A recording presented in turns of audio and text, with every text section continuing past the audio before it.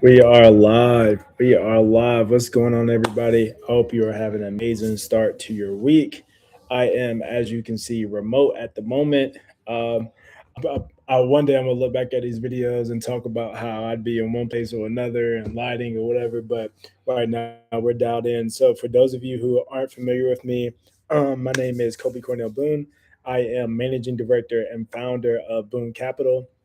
We are a private equity registered as a 506c firm that focuses on real assets like land, timber, agriculture, outdoors recreation, and all of the above. So, man, pretty excited about this video. This is going to be one that's going to be pretty quick, not too long, but I was having a conversation with myself, dropping my daughter off, and going into a couple of different to dos for today. And I was thinking about, man, something that I definitely had to learn as a fund manager.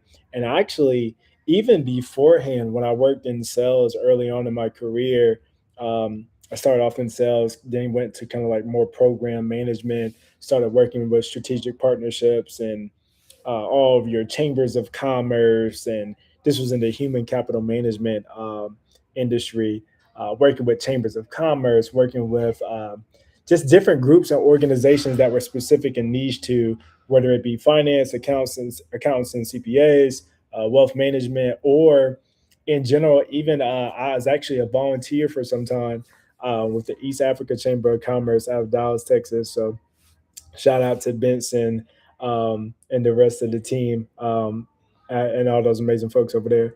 But anyway, I would say something that I learned early on in my career was the value of being in the right room, knowing when you were in the right room, knowing when you've outgrown a particular room or a particular network, and really becoming a master networker, if you will.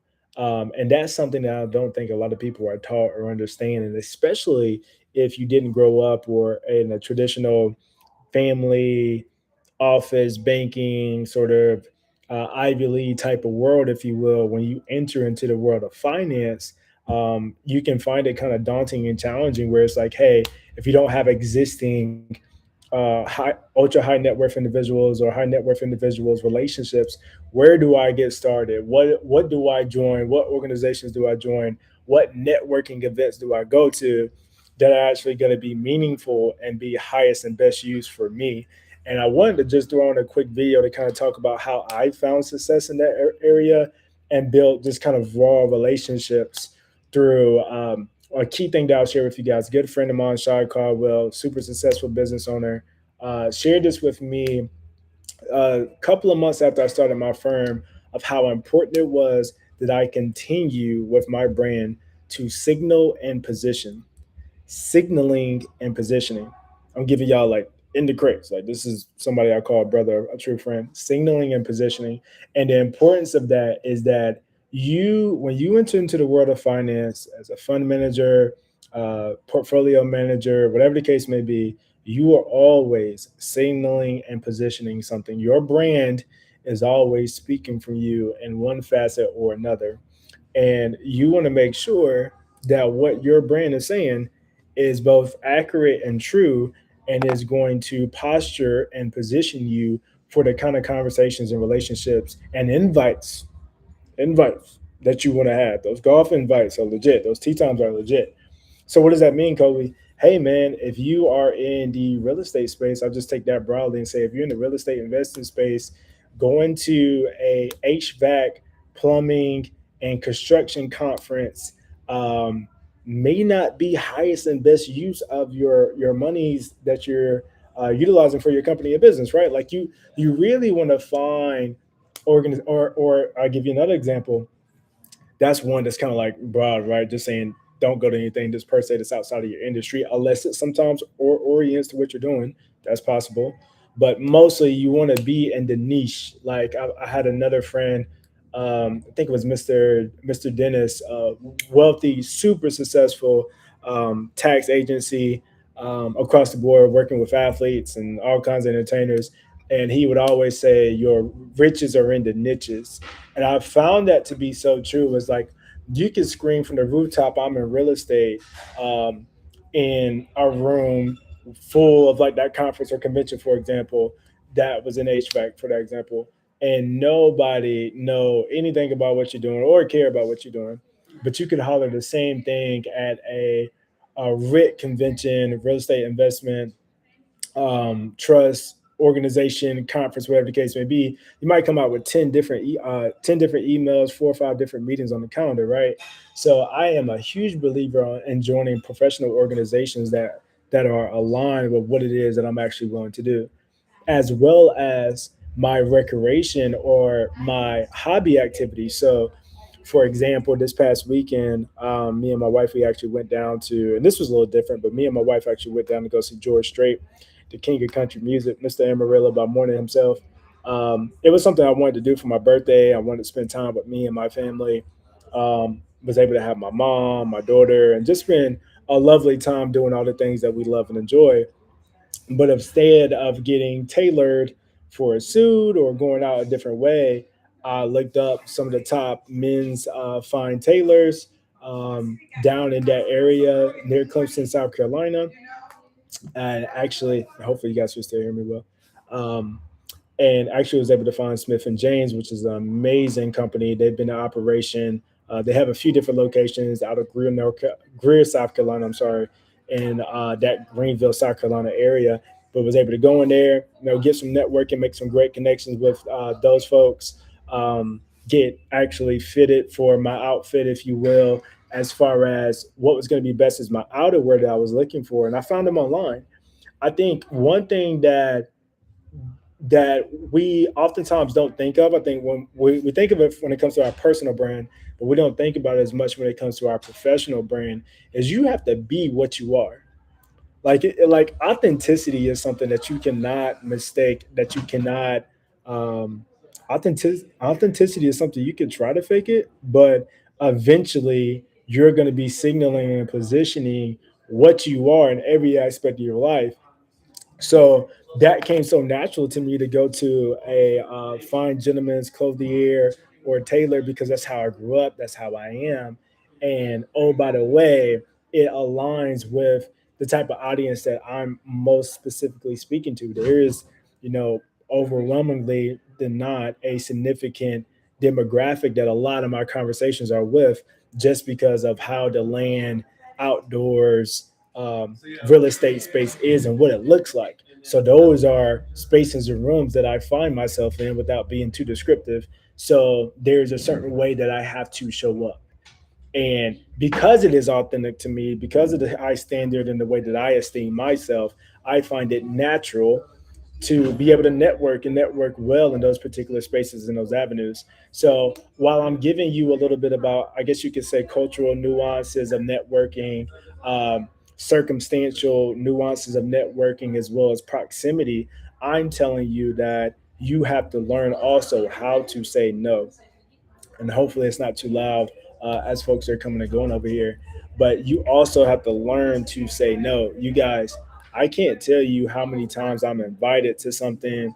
Somebody's having a conference, a dinner, a workshop, or some type of meetup or something like that. And hey, man, I gotta say no. It's like especially if it's paid. But if it's something that is has a financial contribution, I am evaluating even 10 times more. Like, who's coming? A lot of the high net worth rooms that I'm invited to or that I'm in, there's oftentimes a guest list. Like a lot of these specific organizations that I've joined that I am a part of, they'll have a list of like, hey, these are the attendees, or here's last year's attendees, so you can kind of see the repetition of the audience that this organization or this particular event typically has. And I'll just go through there, copy and paste everybody, chat GPT, run it through my agent, see like, hey, okay, this organization, okay, this person's going to be there. Okay, great. And then send out LinkedIn requests or connect with those folks to send out individual messages and saying, hey, I'm considering going to this event. Are you coming this year? Or I saw you were there last year. You mind sharing some feedback on your experience? And I've found that to be exceptionally well. Even this group, I paid $10,000 to be a part of this golf mastermind called M19. And early on, 9, 10 figure A year entrepreneurs there, big dogs, like doing extremely well. Folks have done over $100 million in real estate. And early on, I was like, man, like I didn't want to just DM folks, man, and send them a message or talk to them or folks that I hadn't met yet on the golf course. But after a while of just understanding better how to navigate these spaces and rooms where, and this one is a little bit more niche, it's more of a mastermind type of setting, and there's golf retreats and meetups. Also understanding again and leaning into who you are, being authentic to who you are as an individual, and saying, hey, I know what I do has 100% depreciation, bonus depreciation.